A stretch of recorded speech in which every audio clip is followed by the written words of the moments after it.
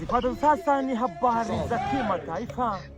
Kijana mmoja ameamua kujijengea nyumba yake yenye thamani ya shilingi bilioni 1.5 katika Machaka na ameamua kutafuta mpenzi.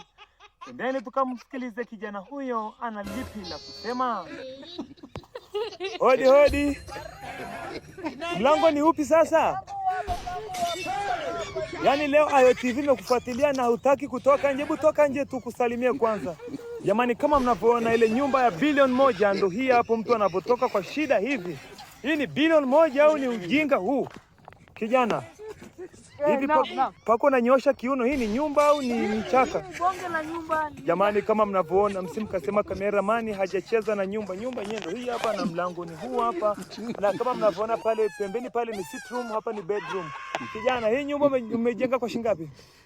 Niliwaleta wachina kutoka kule Pakistan, nilitumia takriban kama vile bilioni 1.5 hivi. Hivi wewe unatuona kama matako yako eh? Kwa nini? Hii nyumba ni bilioni 1.5 hii. Haya, hii Machaka niliagiza China. Hebu ingia kweli kama ni bilioni 1.5. Hebu tuone unaingiaje. Jamani, kama mnavyoona nyumba yenyewe ndio ya kutambaa kiasi hiki, kweli unarudisha utotoni. Huyu kijana atafute hela au aache bangi? Naombeni mnijibu kwenye comment.